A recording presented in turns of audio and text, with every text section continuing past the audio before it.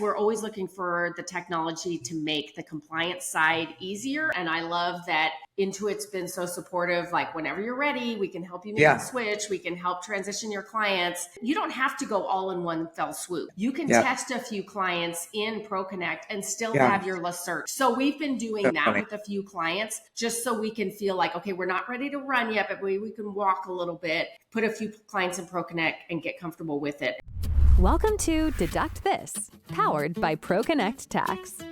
This is where tax professionals come together to share ideas, experiences, and fresh perspectives to help you grow your practice and your future. We're glad you're here. Let's get started.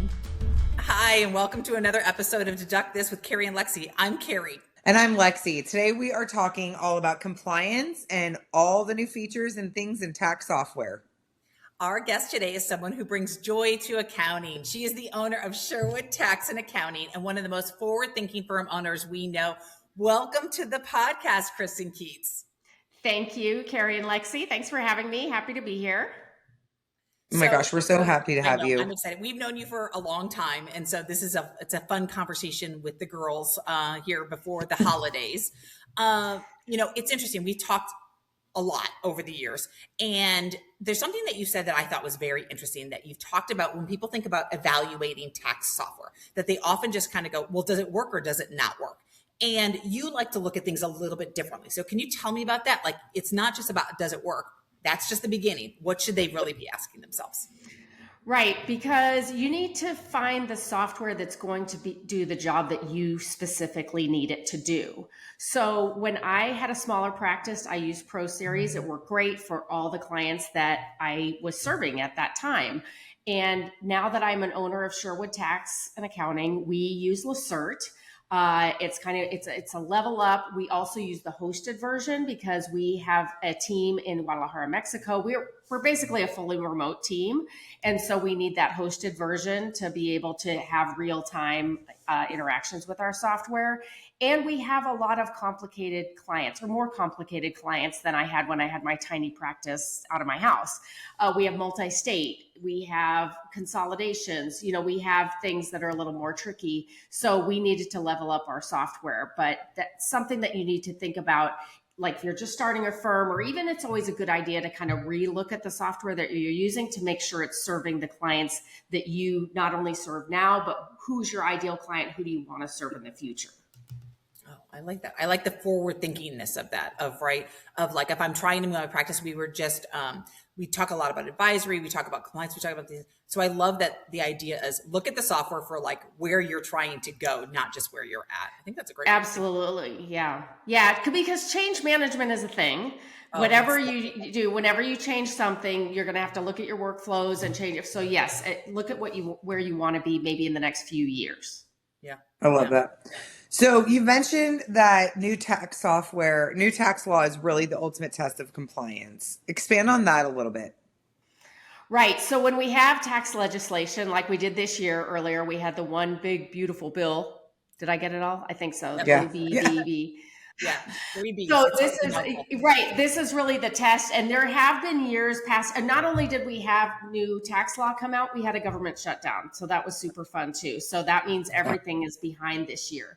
And the last time we had this combination of factors, I think it was, maybe 8 years ago.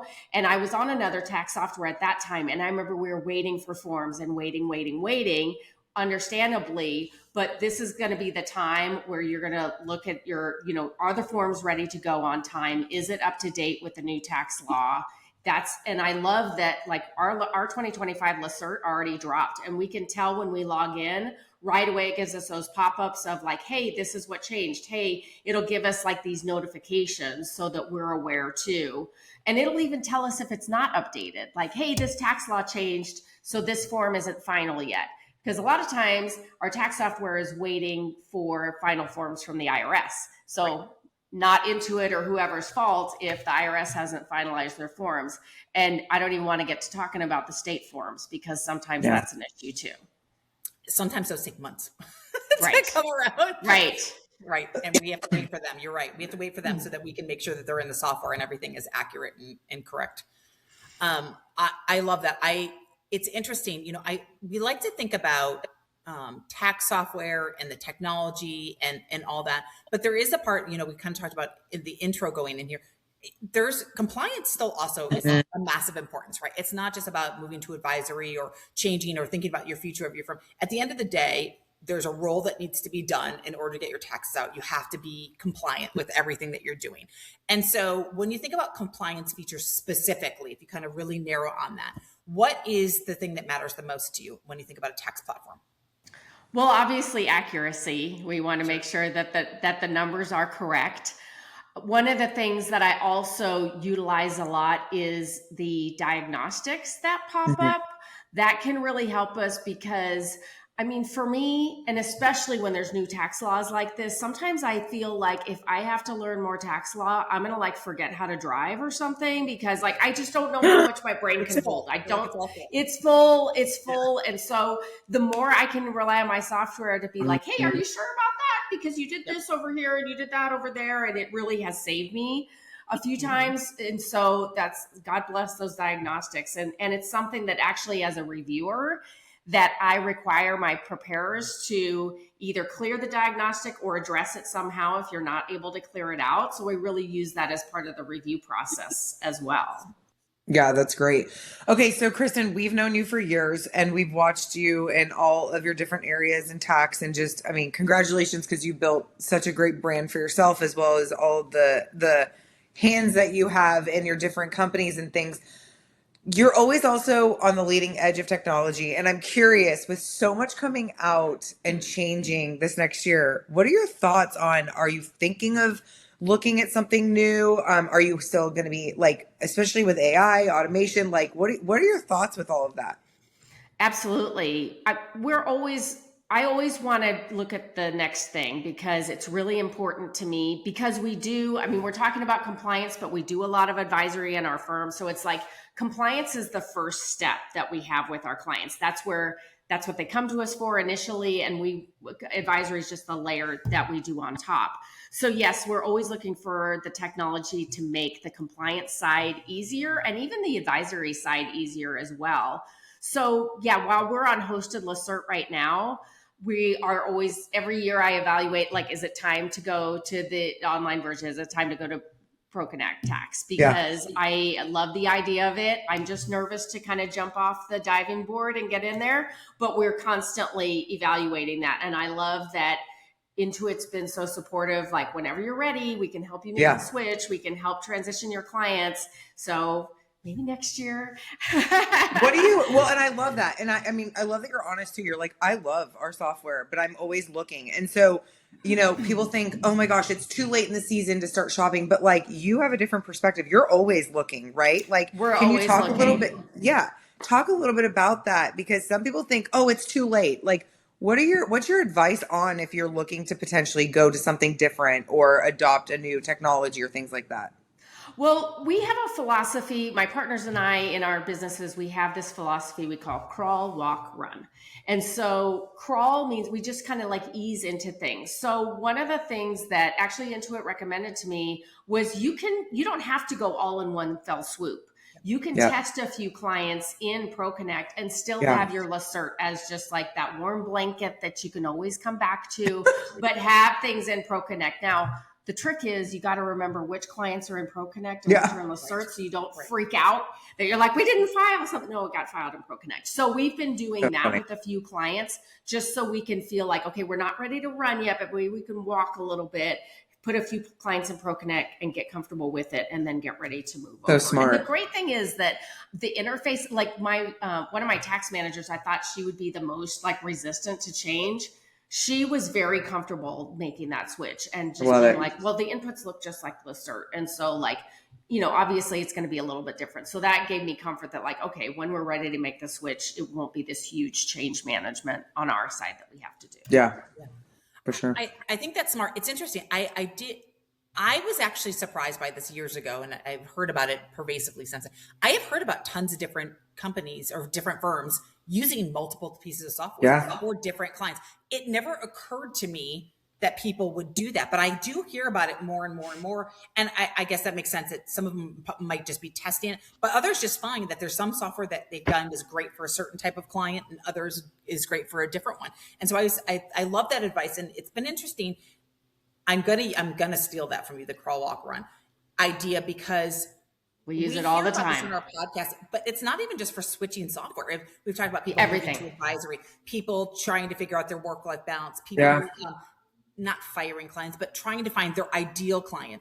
And I think everybody thinks that anything you do, you have to jump in 100% on day one. Right. And you don't. And every successful person that I've talked to, whatever change management it is that they're trying to do or where they're trying to take their firm, all of the successful ones have said, I tried a couple things first and I tested the waters a little bit, right? Like I put my toe in the pool to see, is it really cold? And then I realized, okay, I'm good. I can take the next step and I can take the next step. And it makes it so much easier than jumping all in and less intimidating. And so I love that idea of doing it, whether you're looking for your software or for anything else. I think it's just a great philosophy in change management. Yeah, you don't want to bet the farm. You don't want to bet the business on something new that you're doing, And the great thing, and somebody else, I think it was Mark Wickersham, like years ago, he's like, take your very best, most favorite client and tell them, hey, I want to try this new thing. Are you willing to be my guinea pig? And if they love you, they're going to say yes. Why not? Totally. Yeah. I think it's smart. Well, and be in a partnership with them, right? And be like, tell me what you like or what you don't like about what I've done, right? So I can at least get some feedback and figure it out. Right. Now, one thing that's interesting, we like to talk about technology a lot. We talked about Lacerte. You have talked specifically about your tech stack. And so you have Carbon as your practice management system. We love Carbon. You use QuickBooks Online for your cloud-based bookkeeping. And then you use Lacerte, the hosted version, for your tech solution. Because again, you guys are remote. So how did you pick that specific tech stack for your firm? Yeah, so we started on Carbon because what I liked about Carbon, it was very specific, made for accounting firms and how we work. And they had pre-made templates, and they actually worked with Intuit specifically. They had Lacerte templates, and I believe they have ProConnect templates as well. Mm-hmm. For the specific projects that we're doing. So we at least had a starting place to start with our project management. So we've been on Carbon for about 5 years, and we're never finished with it. We're never like, yes, chef's kiss, we'll never have to change this again. We meet every year to work on our processes. And Carbon's been a great partnership. They're doing more and more integrations. So I just love working with their team. They're fantastic.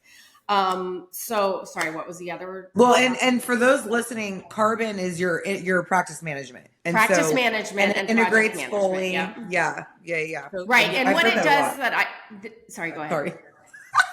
Because you said you didn't know. It was so the idea of using those three together, right? So you have Carbon, QuickBooks Online, and Lacerte. Right. So, and just so as you pointed out, these are all cloud-based because we have to have everything in the cloud. We literally can't function with anything on a server or a desktop because it just doesn't work for us. So, right. QuickBooks Online, I mean, that's a no-brainer. We have to convert clients if they come to us on desktop because we need that transparency across the board for everyone to work together. And we have our bookkeepers working in QuickBooks Online. We have monthly bookkeeping. And then a lot of times if our clients aren't on monthly bookkeeping, we have them do a year-end cleanup or a year-end review for the tax return. And then, we're on hosted Lacerte.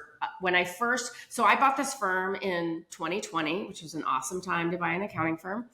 But they were actually on the server-based version of Lacerte, but we put it on the hosted version and it didn't miss a beat at all. So it's always been just really easy. And like I said, super transparent. We can all work at the same files. We don't have to download or upload or anything like that. It just works seamlessly. I love it. That's awesome. One thing I love, Kristen, too, is you've just been such a big voice in bringing a perspective and community and joy to accounting. And we've seen that just blossom. And to be honest, that's not always something that we hear talk about compliance and things like that. So how do you connect these two ideas of bringing, joy to accounting and compliance? Those are not usually things that you pair together. Right. Although No, they're not. Yeah. And a lot of times I get a chuckle when I say, oh, my missions bring joy to accounting. People are like, LOL. I'm like, no, I'm being serious right now, because I think we can have fun with what we do. It can be really fulfilling to interact with our clients and really feel like we're making an impact in their lives. So what we've tried to do, and when I say bring joy to accounting, I want it joyful for the accountants, but I also want it joyful for our clients. Yeah. To whenever they interact with us. So one of the things that we do, and we talked about this at Connect, Alnisha Jones and I had a session on building a tax roadmap. And so it's built around compliance, but it's also advisory. So what I realized after being as a tax person for 25 years is that clients, when they have anxiety, it comes out at us, and it comes out as sending us a million emails, where's my tax return? And they get a little edgy. So I built this system called the tax roadmap, where if I can tell them what's coming next, sometimes that'll help quell the anxiety. And so I give them mine's just in Excel, and it's like, here's what you're going to pay. Like right now we're doing year-end planning. Okay, here's what your Q4 estimates should be. Here's what I expect you to owe with your tax return. Here's your Q1 2026, so that I'm mapping it all out for them, so that on April 10th, I'm not getting a gazillion phone calls. What do I need to do? Am I getting a refund? Do I owe money? What's going next? Yeah. It hasn't gone away completely, I'm not going to lie, but it's a lot better because I can. There's a natural anxiety with taxes. Yes. Let's be real. Right. Whether you owe or get back.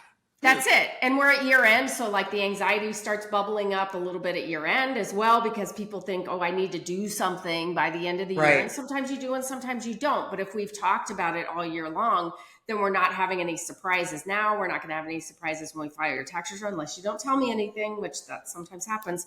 But that way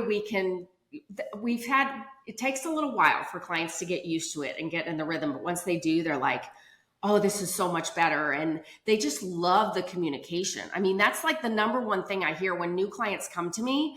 I'm like, what brings you here? You know, you've had a relationship with this client. Why are you switching now? And they say, well, I never hear from my person, or I have questions, but I don't have any way, you know, I put them out there and I never hear back from my person. So if we are really intentional about when we communicate, and by the way, we use Carbon for this because we've set up these projects, we've set up intentional points. So it's not like I'm just sitting here and I think, oh, I need to call Bob Smith. No, it's intentional. It's in my practice management. My admin starts with my admin. Hey, it's time to have your quarterly meeting with Kristen, blah, blah, blah. And then it's all on purpose that we've built that relationship, and it's really pays dividends, especially after we go through a cycle with someone and they really value, you know, what we've been able to bring to them. Well, and you've been doing advisory and planning since the beginning. It's just now there's a word for it. You know what I mean? I mean, it's always been planning, but this whole buzzword of like, it's advisories here, and it's true. Like, pros are realizing, the ones that haven't been doing what you do, and the touch bases and charging for that as well, right? Like, because it's the value you bring all year long, not just on, like you said, April 10th. It's you guys have been doing this and you do it so well. Right. And that's what, like when Alnisha and I did the presentation at Connect, it was interesting when the people would come up to us afterwards and talk about how they were doing in their practice. They said, well, I update my estimates for my clients. I just don't know how, because we always talk about pricing too, because you can't talk about advisory without talking about pricing. Oh, no, absolutely. And so they're like, how do I do this? How do I make this jump? And I'm like, you know, you just have to call it out, because we give and give and give as accountants. You know, we're pleasers. We want to make our clients happy, and that's great. But just know the value that you're bringing, and remember why our clients did come to us, because we 100%. Do give that level of service, and we deserve to be compensated for that. Absolutely. I always do find it interesting that people don't realize that there's a dollar value to your time to give that to your clients. And it does set you apart from you just get the random email of like, you send me these pieces of paper, right? To have someone have a conversation with you to alleviate those fears. You know, there's a lot of fears and anxiety with taxes from the client side. My husband and I, we have small businesses and we have other things. And so and I love TikTok, and I love to go to him and say, oh, Carrie. I know. Me too. My accountant's like, Lexi. It makes me so excited, but you cannot write off the But horse. It stems from not knowing it, not understanding it. Yes. And fears. And I always want to save money and try and figure out things. And so if I hear something, I'm like, is that true? I need to understand. Could we be saving money? Are we losing It's money? FOMO too, right? Am I missing out on this Oh, thing? yes. this beautiful lady on Yes. TikTok is doing. Why can't I run off my 100%. horse? And I believe all of the beautiful ladies on TikTok and what they tell me. I don't even have a horse. But you know, by having that advisory and having that relationship and becoming that trusted person to know, hey, I'm going to call Kristen, and Kristen's going to be like, Carrie, stop watching TikTok and asking me these questions. Or there's a there, and yes, hey, we could do that with this or whatnot. Or actually, I know you and your business better. What about these things? These are the things that we can be planning for next year. And I am also a big believer. I love when people tell me what's coming up to alleviate some of that. So I love that you do that with your clients of, you know, here's where we're at. Here's the next things that you should expect. So I kind of have it in the back of my mind. Here's the things that are going to happen going forward where I don't have that. What's next? Do I owe something? Do I have to send something? So I think that's an amazing thing. And again, there is value to that. And as a client, I pay for that value because I want to have someone answer my questions and then proactively tell me what I can and what I can't do. So I think it's amazing, but it is amazing how many people don't believe that you should charge for that. Right. And the trick is you need to create the space for this. So this is the other thing I hear from a lot of practitioners is like, how am I going to have time to meet with every client quarterly?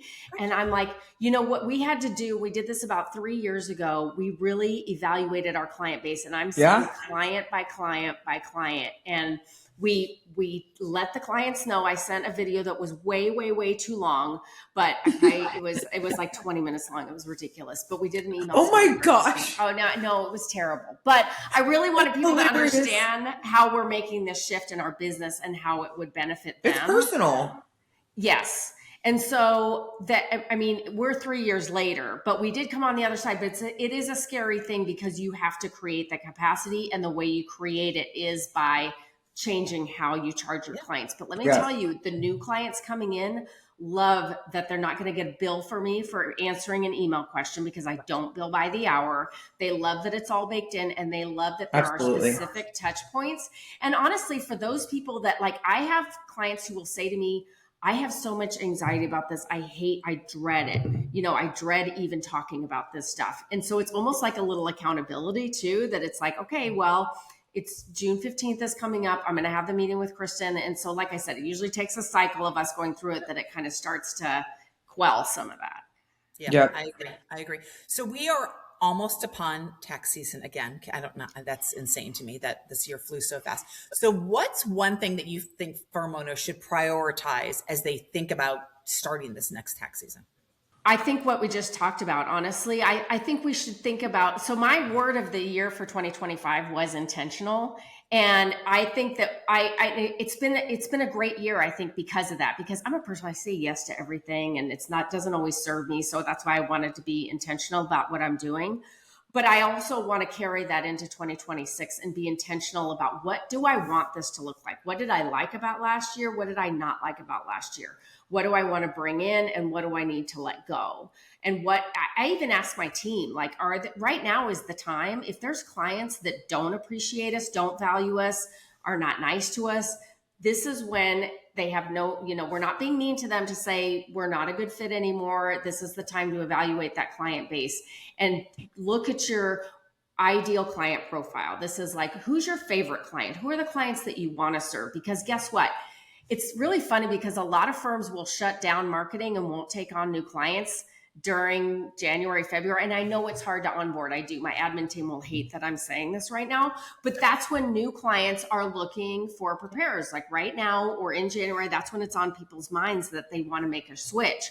And so get really clear. Like we worked as a team to come up with our ideal client profile. And so we have this funnel, and we've developed a questionnaire around it. We've developed an intro email around it, all around getting that very specific client profile that we want to work with and people that value our services. Yeah.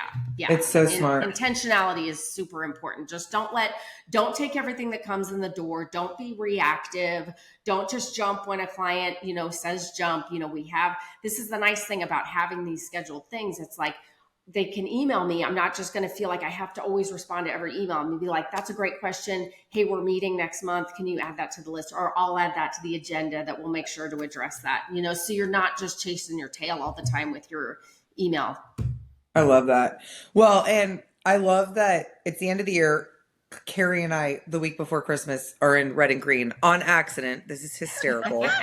I love it so much. We totally did not plan that. But what I love about the end of the year and then the beginning of the new year is what you said is like really pausing. There's something new and fresh about January and like going into what do I want next year to look like and start thinking about that now so that you can go into the new year strong with new goals, reflection of what you want to change. And just, Kristen, I love that advice. That's so great for our listeners. Thank you so much for your time today. This was so much fun. I hope you are super intentional next year and you get all the things and that you just move forward in all the ways. So we are just so thankful for your time and love chatting with you.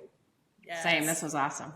Thanks, Kristen. So that's it for this episode of Deduct This. For more insights, follow Kristen Keats and her team. And don't forget to subscribe for the following conversation. Happy New Year.